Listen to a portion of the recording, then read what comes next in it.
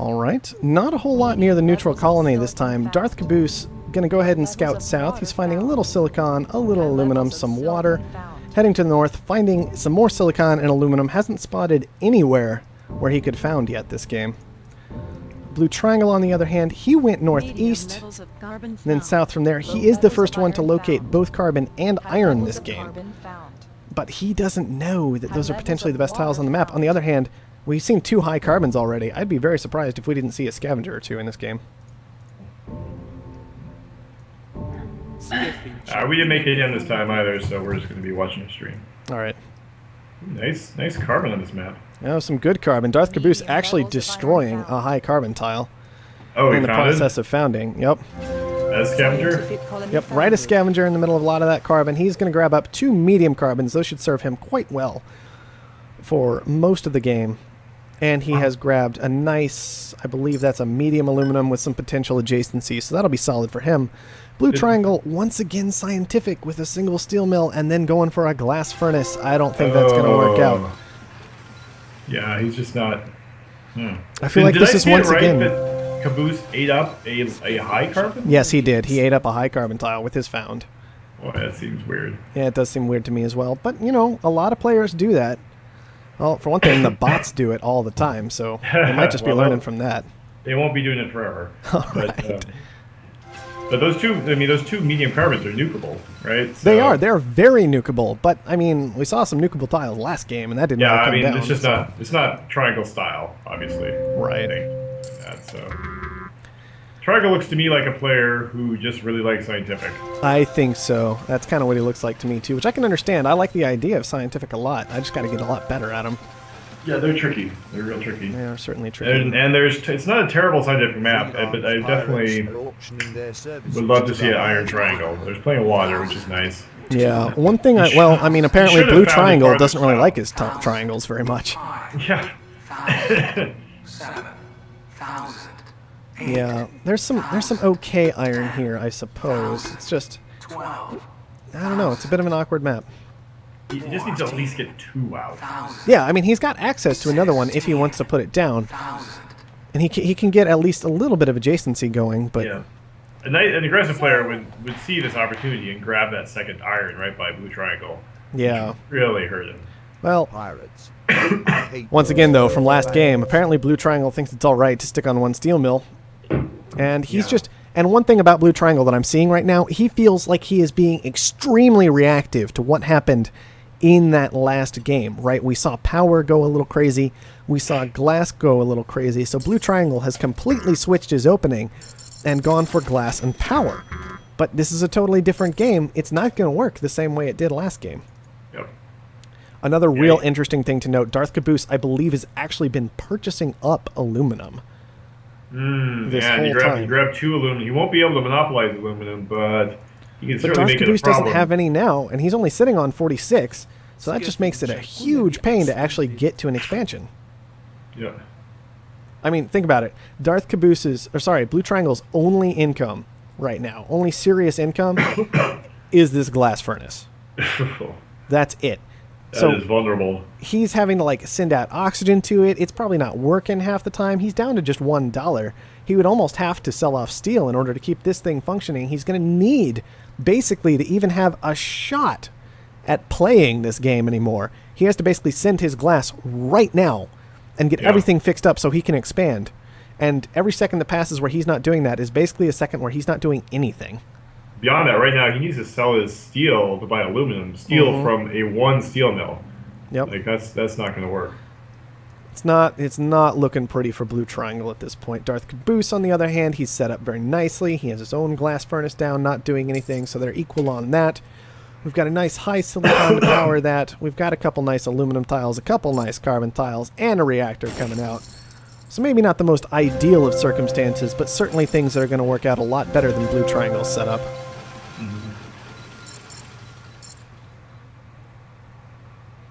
Did BlueTriangle sell his glass? I mean, is he still sitting on his original 20 at least? Yeah, he sold his original 20 glass. So See, that's the thing. There's just no reason to go glass. I know. Level 2.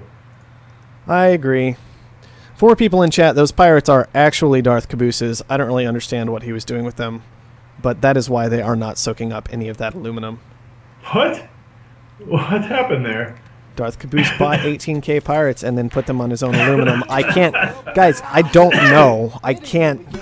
I don't know. But that's what's going on, chat, so don't worry. It's okay. It makes sense when it comes down to at least what the game is doing and how it's handling the situation. Yeah, he's really thinking a lot about aluminum, I guess. He's just got to make sure that the pirates are watching over his aluminum trucks. It's what's going on right now.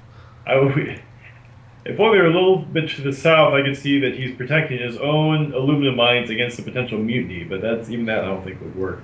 Yeah.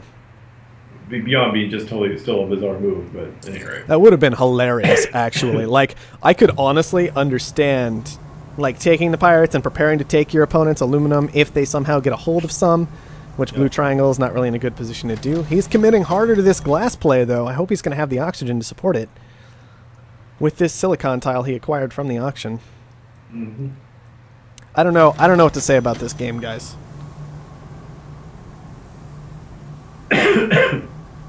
Pirates will actually spawn before they expire, so it's not even something like that. I mean, it's just... It doesn't make a whole lot of sense to me. The black market is online. York, be nice. Two separate glass furnaces on different parts of the map. Well, in this particular case, I mean, the last one was at least a silicon auction, right? Yeah, I do love this from Darthcaboose. Darthcaboose actually sitting on 600 aluminum right now with it at $84. I love that he's resisted the urge to sell. That's amazing. Yeah, totally. Definitely. He may just be looking to just... I don't know. I don't know exactly what he's after. I guess he's just wanting to leave that aluminum price high, realizing he's in such a great position in this game. If he just keeps BlueTriangle from ever expanding, he doesn't have to care about anything else that happens. Yeah. He could hack aluminum. I mean, he could. Eventually. I mean, he'll get around to it eventually, maybe one day.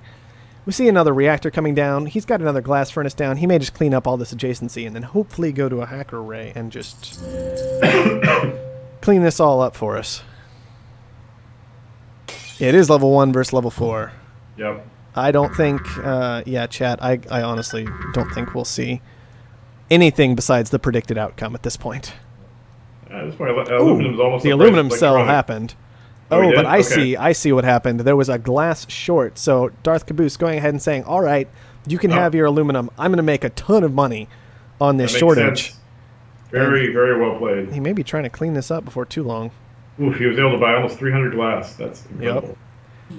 Before the shortage. Maybe able to get enough out of it just to the beginning. Colony expanded. Darthcaboose says pirate positioning is awesome. I think he realized what was happening. Because I'm fairly certain these are his. Like, based on the amount of debt people had that game and where I was when I was watching that pretty much had to be his pirates. We'll have to get a report from him afterwards what happened. Okay, there's the glass sale. He got 57,000. It's not going to be enough to buy him out, but he'll get to 7 or 8 shares. Mm-hmm. It should be more than enough to finish his game. High carbon tile auction, just kind of throwing a little, I don't know, just spicing the game up a bit, let's say. Doing something interesting. We do see that hacker array coming down from Darthcaboose. He is going for an aluminum short still, kind of understanding his player doesn't have any aluminum income. And so the short will still work out, even though the price isn't $80 anymore. He's still also just pushing for that win pretty much as fast as he can. Just not selling his aluminum, pretty much getting rid of everything else. Oh, buying into the aluminum. We might just wait on this short and then see the game end at that point.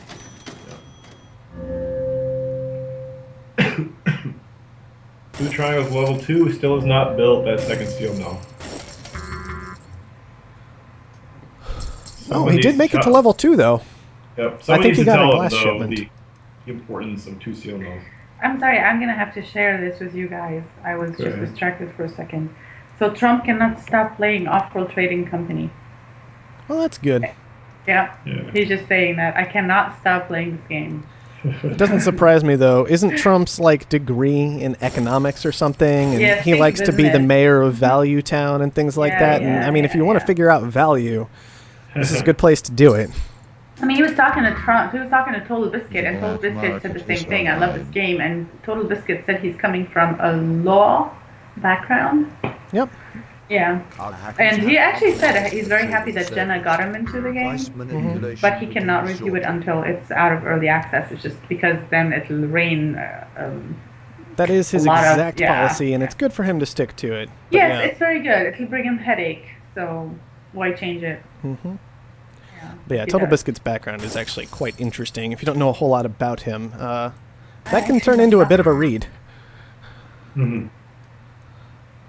I don't know much about him at all, except for the fact that I just found out that he's Total Biscuit, his wife is Jenna, and he's a streamer with a lot of people. He's British, and he lives in the United States.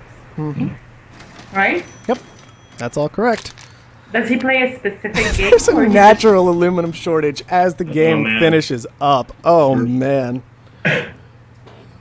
That would have just... Oh, that's salt in the wound, but thankfully BlueTriangle didn't see it. That is going to clean up the game. I'm kind of glad that the hacker array got it done. That was just going to be long and painful for BlueTriangle. He made money on glass, but once again, it was just too little too late. No big surprise there. Darthcaboose made about 50,000 on aluminum, made about 50,000 on glass, so very strong game from him. He made a good $120,000 and just finished it up for us. No more reason, I think, to look at anything else that happened to that game. Guys, steel triangles, they're awesome. Aluminum tiles, they're awesome. Go for them when you're scientific. That's it. Yep.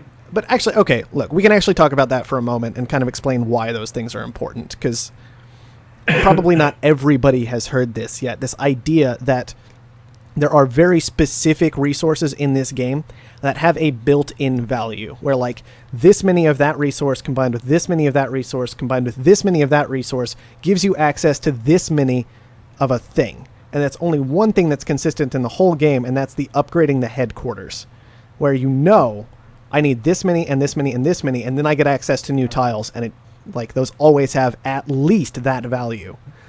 Pretty much everything else in the game can drop to $1 and not be worth almost anything, right? But those, even if they drop to $1, you can still use them for something. So it's okay. Like, even if you're pulling in steel and steel's at $4, you can still actually use that steel, so you're not completely out of the game just because things went completely wrong, you know? They have this built-in inherent value that can't be ignored. Yep. I mean, once you get a triangle of steel mills down, you can actually convert iron to steel one to one, which is important to keep in mind, because at that point, as long as the price of iron is below the price of steel, and of course energy is not crazy, it makes it a worthwhile building.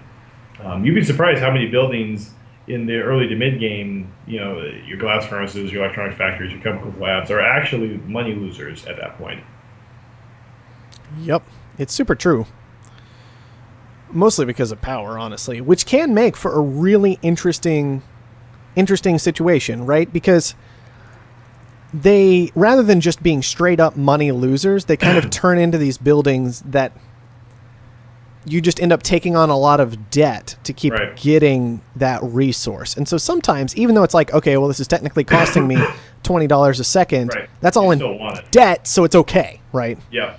Yeah, it's interesting with the net revenue in there. You know, you see that money and you see that negative money, and you think like, okay, well, I gotta fix this. But sometimes it is better just to start producing that resource, which you know you're going to need down the road. It's hard to compare the value of debt versus resources. That is not a simple. There's no simple calculation there. It's very complicated. I mean, you could always use the PB&I strategy for the most part, which is unless we are actively trying to make money on power, debt doesn't matter. But that doesn't always work out for it.